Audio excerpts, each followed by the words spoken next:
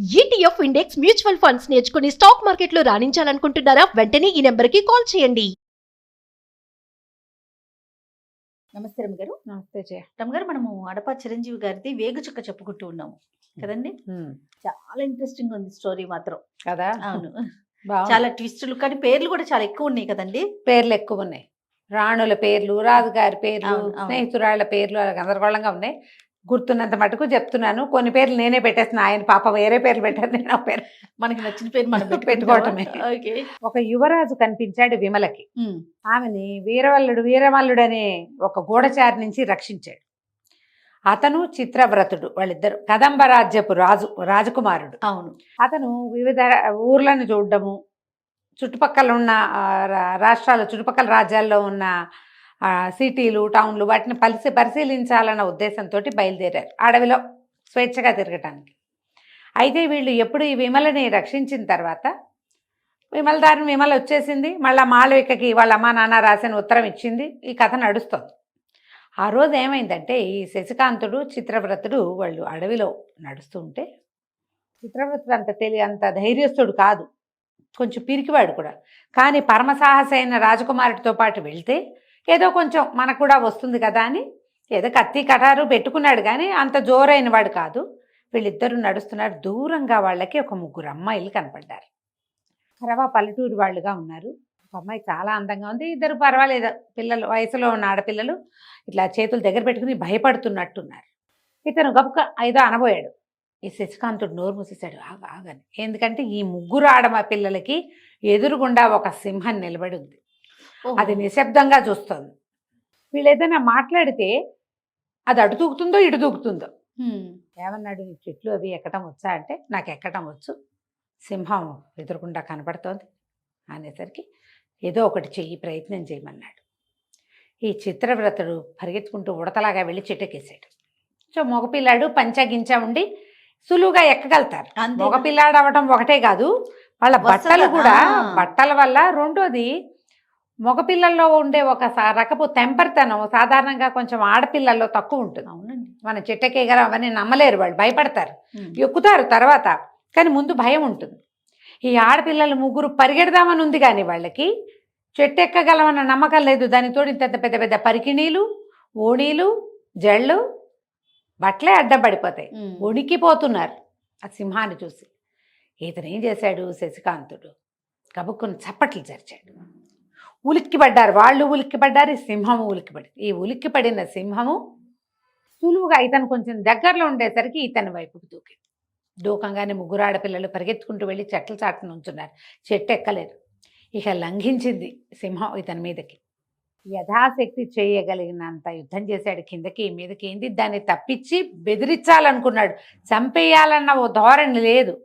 కానీ పైకెక్కిన చిత్రవ్రతుడికి ఏమనిపించింది, అతని దగ్గర మంచి పిడిబాకుంది, ఎప్పుడో రాజుగారు వాళ్ళ నాన్నకి ఇచ్చింది, మంత్రి కుమారుడు అతను. అది బొడ్లో పెట్టి తెచ్చుకున్నాడు. ఆ కత్తి పడేస్తే చాలు శశికాంతుడికి. ఆ సమయంలో వాళ్ళు ఏం చేశారు, మంచినీళ్ళు తాగడానికి ఈ నడువులకి కరవాలాలు అవి ఉంటాయా, అవి తీసి పక్కకు పెట్టారు. అతని దగ్గర కత్తి కూడా లేదు. ఓహో. ఇక ఏం చేశాడు, అటు చూసి ఇటు చూసి సింహందే పై చేయిగా కనపడుతోంది. అమ్మో ఏదైనా చేసేస్తుందేమో అని అనిపించింది. కత్తి పడేసేసరికల్లా కరెక్ట్గా సింహం మీదకి దూకపోయింది. మళ్ళీ ఆ కత్తి అంది. ఆ కత్తి పెట్టే సింహం మెడ మీద కొట్టేశాడు. ఇంతది కొట్టేసరికల్లా గట్టి మర్మస్థానంలో తగిలింది సింహం. గాండ్రమంటూ మీద పడింది, కానీ ఆ దెబ్బకి ఇంకా దాడి చేయలేకపోయింది. మెల్లిగా ఒరిగిపోయింది పక్కకి. అలాగా సింహాన్ని తన మీద నుంచి తోసేశాడు. ఆ సింహం మెల్లిగా మిగిలిన మెడ తాపిగా తెగి మరణించింది. ఈ ముగ్గురు అమ్మాయిలు వచ్చారు, సమయానికి రక్షించారు. మీరు రాకపోతే చచ్చిపోయేవాళ్ళ. ముందు భయంతో చచ్చిపోతారు. అవును, అవును. సింహం మీద దూకితే అంతది, అది 300-400 కేజీలో ఉంటుంది. దూకుతుందన్న ఫీలింగ్ తోటే అయిపోతారు కదా. సరే మీరు ఎవరు, ఎక్కడ, ఏమిటి అని కనుక్కున్నాడు. కనుక్కుంటే వీళ్ళు మన ముందు కాంబోజ రాజ్యం ఉంది కదా, మహేంద్ర భూపతిది.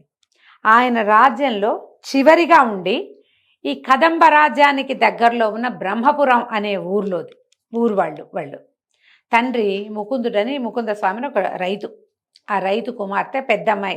ఆ పిల్లల్లో అందంగా ఉన్న అమ్మాయి పేరు రాగమంజరి. మిగిలిన వాళ్ళిద్దరూ ఆ అమ్మాయి యొక్క స్నేహితురాళ్ళు. పేర్లు కూడా చెప్తారు.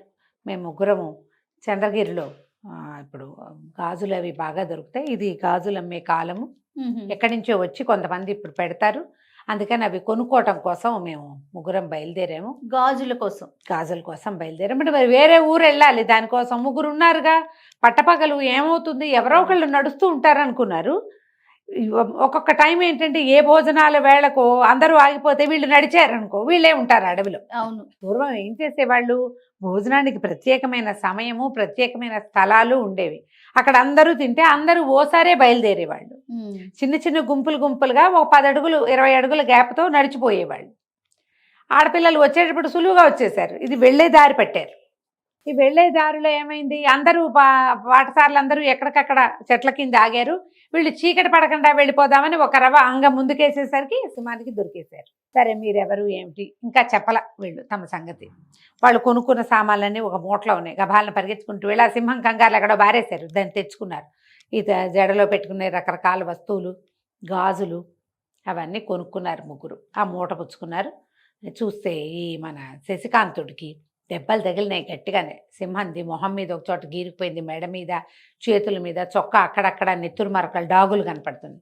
ఈ అమ్మాయిలు కంగారు పడ్డారు. అయ్యో దెబ్బలు తగిలినాయి అంటే పర్వాలేదు అన్నాడు. కానీ అట్లా కాదు, ఏదో ఒకటి చెయ్యకపోతే ఈ సింహము ఇంతకుముందు దేన్ని చంపిందో దాని గోళ్లల్లో వాటి తాలూకు ఏమైనా ఉండిపోతే అవన్నీ ఇబ్బంది అవుతాయి, మంచిది కాదు. కాబట్టి మా ఊరు రండి అని పిలిచారు. సరే ఇద్దరు తమ గుర్రాలని లాక్కుంటూ బయలుదేరారు. ఈ వెళ్తూ ఉండగా ఊరికే ఒక మాట వరుసకి మీ రాజ్యము రాజుగారు గురించి వచ్చేసరికి అలా రాజులు ఎంత దుర్మార్గులుగా ఉంటారో, రాజులంటే ఎంత అయిష్టమో ఆ అమ్మాయి లిస్టల్లే చెప్పింది. ఆ రాగమంజరి పరమ దుర్మార్గుడు మా రాజు. దాంతో మా ఊళ్ళో ఆడపిల్లలు ఎవ్వరూ బయటికి రారు. ఇప్పుడు ఎవరు సైనికులు రాని కాలం కాబట్టి మేము వచ్చాము. సైనికులు తిరిగే కాలం అయితే అసలు మేము రానే రాము, బయటికి రానివ్వరు మమ్మల్ని. మా స్వతంత్రాన్ని పాడి చేశాడు రాజు. ఆయన మంచివాడు కాదు. దాంతోపాటు వీళ్ళు పన్నులు వసూలు చేయటాలు అవన్నీ చాలా కఠినంగా ఉన్నాయి. ఆయనకి 30 మంది పెళ్ళాలు, 30 భవనాలు, 30 మందికి తలా ఒక 30 మంది సైనికులు, చెలికత్తెలు, వాళ్ళకి తిండి తిప్పలు, వీళ్ళకి నెలసరి సరుకులు. మరి ఆ డబ్బంతా ఎక్కడి నుంచి వస్తుంది? ప్రజల నుంచి. మరి ఇక్కడి నుంచే రావాలి. దాంతో అతను డబ్బులు నిరంకుశంగా వసూలు చేయటం, పన్నులు. ఏదైనా యుద్ధం అనగానే ప్రతివాడు రావటం, అవన్నీ ఏదో వెగటుగా అయిష్టంగా మాట్లాడింది, ఇబ్బందిగా ఉంది. దాంతో నేను రాజకుమారుడిని అని చెప్పలైతను. రాజులంటే అయిష్టం, ఈ పిల్లని చూస్తే ముచ్చటగా ఉంది, అందుకని కామ్గా ఊరుకున్నాడు. ఇంటి దాకా వెళ్ళారు. వెళ్తే అమ్మాయి గబగబా లోపలికి వెళ్ళి వాళ్ళ నాన్న ముకుంద స్వామి అని ఆయన పెద్ద భూస్వామి. ఆయన ఏమమ్మా ఇంత ఆలస్యమైంది ఏదో అడిగాడు. నాన్న ఇట్లా సింహం కనపడింది, ఆ అడవిలో ఉన్నవే 2-3 సింహాలు, అది మాకు ఎదురుపడింది. కొంతమంది వస్తూ ఏం చేస్తారు, డప్పులు అవి మోగిస్తారు, అడవుల్లో రాకుండా ఉంటాయి. ఒంటరిగా ముగ్గురే వెళ్తుంటే ఏం డప్పులు ఏమీ లేవు. దాంతో ఆయన కంగారు పడ్డాడు. వైద్యుడిని పిలిపించాడు. ఈ అబ్బాయికి కొంచెం వైద్యం చేయించారు. ఎవరినైనా ఏ ఊరినైనా అని అడిగారు. ఇప్పుడు చెప్పాలి, మీరు బాగా ఆలోచించి. మేము నేత వ్యాపారులం అండి, మా నాన్నగారికి మగ్గాలు ఉన్నాయి, మేము పట్టు వస్త్రాలు, తర్వాత ఏమో వెండి బంగారాలతోటి ఇవి వస్తువులు, చిన్న వెండితోటి వస్తువులు చేయించి అమ్ముతాము అని చెప్పి. పక్కన చిత్రవ్రతుడు ఉన్నాడుగా, ఈ వ్రతుడిని అడిగారు. బాబు మీరేమిటంటే బాగా ఆలోచించి, మంత్రి గారు అబ్బాయి నేను చెప్పకూడదు, మా నాన్నగారు వీళ్ళ నాన్నగారి దగ్గర పనిచేస్తారండి, మేమిద్దరం ఫ్రెండ్స్ అండి అన్నాడు. ఎలాంటి వస్త్రాలు నేస్తారు, ఎలాంటి వస్తువులు చేయిస్తారంటే ఈ అబ్బాయి ఊహకు వచ్చినవేవో 4-5 మాటలు చెప్పాడు. ఆ రాత్రి కొంచెం చక్కగా వైద్యం చేయించారు, వేడివేడి పాలు కల్పించారు, ఏదో అన్నం పెట్టారు, రాత్రి పక్కలేయించారు, పడుకున్నారు. ఒక పూటైనా ఆగితే తెల్లారేసరికి జ్వరం వచ్చేస్తుంది దెబ్బలు తగిలితే. 2 రోజులు 3 రోజులు ఉన్నారు వాళ్ళ ఇంట్లోనే. ఈ శశికాంతుడికి ఈ రాగమంజరికి బాగా స్నేహం కలిసింది. కళ్ళు చూపులు మార్చుకుంటున్నారు ఇద్దరు. చిత్రవ్రతుడికి అర్థమైంది రాజకుమారుడి అమ్మాయి ప్రేమలో పడ్డాడని. కానీ ఊరుకున్నాడు, అతనేం చెప్పకుండా మనం ఎందుకు చెప్పాలి అని. సరే 3వ రోజున వెళ్ళొస్తామని చెప్పి మెల్లిగా బాయ్ చెప్పి వెళ్ళిపోయారు. కానీ వారానికి 2 సార్లు 3 సార్లు ఇక్కడికి ఈ ఊరు వచ్చి ఈ అమ్మాయిని కలుసుకుంటూ ఉండేవాడు. మొదట ఒక 10 రోజులు రాల. ఎంతసేపు ఆలోచిస్తుంటే చిత్రవ్రతుడే ఎంకరేజ్ చేశాడు. అంత నచ్చితే వెళ్ళి చూసి రావచ్చు కదా అని. చూసి రావాలంటే మనదేం వ్యాపారం, నేత వ్యాపారం అని చెప్పేమా. ఇప్పుడు అందుకని చీరలు, ఆడపిల్లలు పెట్టుకునే కాళ్ళకి పెట్టుకునే మువ్వల పట్టీలు, అవి వెండితో చేసినవి ఆభరణాలు అవి పట్టుకుని వెళ్ళి ఇదిగో గిఫ్ట్ అని ఇచ్చేసి ఆ వంకన మొదలుపెట్టాడు. ఇక వారానికి 2 సార్లు 3 సార్లు వెళ్ళి ఏదో తోటలో కలుసుకునేవాడు. అప్పుడప్పుడు వాళ్ళ ఇంటికి వెళ్ళి వాళ్ళని కూడా మేము వ్యాపారం పని మీద వచ్చామని చెప్పొచ్చుగా, మంచినీళ్ళు తాగొచ్చు, మజ్జిగ తాగొచ్చు, ఓ పూట భోజనం చేయొచ్చు. వాళ్ళ అమ్మాయిని రక్షించాడు కాబట్టి వాళ్ళు పెద్దగా అపార్థం ఏమీ చేసుకోరు. ఇలా తిరుగుతూ వస్తున్నాడు. ఒక్కసారి కూడా తను రాజకుమారుణ్ణని చెప్పలే. ఈ ప్రేమ కథ నడుస్తుంది. ఈ మహేంద్ర భూపతి ఈమె కాంబోజ రాజ్యంలో రాజుగారు ఒక భార్యను చంపేశాడా, ముందు 3 పోయారు, అందరినీ పెళ్లి చేసుకున్నాడు, 3 బ్యాలెన్స్ ఫినిష్ చేశాడు. ఇప్పుడు ఒక అమ్మాయిని చంపేశారు, లావణ్య, ఆమెను సంహరించారు. ఆమె ప్లేస్లోకి ఇంకొక రాణి గారి కోసం వెతుకుతున్నారు. వీళ్ళు ఏమనుకున్నారంటే రాజు ఇంకో ప్రయత్నం చేస్తున్నాడు. పెళ్లి ప్రయత్నంలో ముమ్మరంగా ఉన్నాడు మొదట. తర్వాత ఎవరితోనో చేసుకుంటాడు ఓ పిల్లని. నెల రోజుల పాటు ఆవిడకి చుక్కలు చూపించి ఆ అమ్మాయితోటే ఉంటాడు, మన జోలికి రాడు. ఈ నెల రోజులు ఆయన వాళ్ళ ఇంటికే వెళ్తాడు. ఈ దండోరా మోగటము, ఆయన రావటము, దుందుబులు మోగటం, ఎవరింటికి వస్తాడో అని వెయిట్ చేయటం ఏమీ లేదు. ఫస్ట్ ఎవరిని చేసుకుంటే ఇక వాళ్ళ ఇంటికి, ఈ కొత్తగా ఎవరిని వస్తే వాళ్ళ ఇంటికి వెళ్తాడు. అది అట్లా చేశాడు. ఇప్పటికి 2-3 సార్లు జరిగింది. వీళ్ళందరికీ తెలిసిపోయి మనం ఒక ప్యాటర్న్ ఫాలో అవుతున్నాం అనుకో, చుట్టుపక్కల వాళ్ళకి తెలిసిపోతుంది కదా వీళ్ళు. కాబట్టి మన జోలికి రాడు, మన ప్రయత్నం మనం చేసుకుందాం అనుకున్నారు. వీళ్ళు ఎవ్వరూ ఆ ప్రయత్నాలు మానలా. ఎవరో ఒక స్నేహితుల్ని లోపలికి రప్పిస్తూనే ఉన్నారు. రకరకాలుగా జాగ్రత్త పడుతున్నారు అంతే. ఎక్కడ లూప్ హోల్ దొరుకుతుందా అని చూస్తున్నారు. అయితే వీళ్ళలో ఏంటంటే చెలికత్తెలకి విపరీతంగా డబ్బులు ఇస్తారు. వాళ్ళేగా మేనేజ్ చేయాల్సింది, వాళ్ళు మేనేజ్ చేయాలి. అయితే ఏమైందట, రాజుగారు పెళ్లి సంబంధాల కోసం ఊరి మీద పడ్డారు. గూఢచారులంతా ఊరి మీద పడితే ఊళ్ళో జనం కూడా ఎప్పుడైతే ఇంక మళ్ళీ పెళ్లి కూతురుని చూస్తున్నాడు, వాళ్ళకి తెలిసిపోయింది లావణ్యాన్ని సంహరించాడంటే 30వ అంక పూరించడానికి రోడ్డును పడతాడు రాజు అని, ఊళ్ళో పడతాడు అని. ప్రతి వాళ్ళు మాకు పిల్ల ఉందని చెప్పదని చుట్టుపక్కల ఇళ్ళని కూడా మేనేజ్ చేసేసుకున్నారు. చుట్టుపక్కల వాళ్ళని కూడా చెప్పనివ్వలేదు. ఇక అందమైన ఆడపిల్లలు ఎవరింట్లో ఉన్నారు అని అన్ని ఊళ్ళు, పైగా ప్రతి ఊళ్ళోనూ పత్తేదారులు ఉన్నారు. ఒక వ్యాపారస్తుడి కూతుర్ని చూశారు, కుందనవల్లి అమ్మాయి పేరు. నిజంగానే అది కుందన బొమ్మ ఆ పాప. అయితే రాజు తండ్రి ఏమో ఒప్పుకోలేదు, బంధువులేమో తిరగబడ్డారు. ఇవ్వం మేమేమో, అసలు రాజు మాకు వర్ణ సంకరం అవుతుంది, మేమేమో వ్యాపారస్తులం, నువ్వేమో రాజువి, నీకు ఇవ్వడానికి మాకు కుదరదన్నారు. వర్ణ సంకరం ఎక్కడవుతుంది, రాజుకు అసలు సంతానమే కలగదు, అదేగా పాయింట్ ఇక్కడ. అయితే ఈయన సైనికులను తీసుకుని వాళ్ళ మీద పడ్డాడు. యథాశక్తి యుద్ధం చేశారు. పెళ్లి కుమార్తె తండ్రిని కూడా సంహరించి పిల్లని తెచ్చుకున్నారు. కుందనవల్లిని తెచ్చారు, బ్రహ్మాండంగా పెళ్లి చేసుకున్నారు. కుందనవల్లి తండ్రి చనిపోయాడని బాధగానే ఉంది, కాకపోతే కొంచెం ఆకాశంలోనే ఉంది. రాజుగారు ప్రతిరోజు పాదాక్రాంతుడిగా ప్రవర్తిస్తూ ఉండటంతో నెల గడిచింది. మళ్ళీ మొదటికి వచ్చింది కథ. రాజుగారు నడుస్తాడు, దుందుబులు మోగుతాయి, ఆయనకి ఎవరిష్టం ఉంటే వాళ్ళ ఇంట్లోకి వెళ్తాడు, మిగిలిన వాళ్ళందరూ వెయిట్ చేస్తూ ఉంటారు, అంతే కథ. ఈ నెల తర్వాత ఈ కుందనవల్లికి ఏమనిపించింది, ఇంక ఈయన తర్వాత నెలకు 1 రోజు వస్తుంది నాకు సమయం ఇతనితోటి, వస్తే వస్తుంది, రాకపోతే రాకపోదు. నేనెందుకు వీడి కోసం, వీడు మా నాన్నని చంపేస్తే ఇతని పట్ల, భర్త పట్ల నేను లాయల్గా ఎందుకు ఉండాలి? ఇదేం మనకు ఆ కులం కాదు, మన జాతి కాదు, మన గోత్రం కాదు, నేను లాయల్గా ఉండను, నా దారిని నేను ఎవరో ఒకళ్ళని వెతుకుతాను. తెలివిగలదా అమ్మాయి, చిన్నపిల్లే 17-18 ఏళ్ళు ఉంటాయి. వచ్చి ఒక్కొక్క అందరు రాణులతోటి ఫ్రెండ్షిప్ చేసింది. మాళవికతో చాలా స్నేహం చేసింది. ఎంత స్నేహమో మాళవికతో. ఆ అమ్మాయి చెప్పింది, నేను ఇంకా రాజు కోసం వేచి ఉండను, నా ప్రయత్నం నేను చేసుకుంటాను.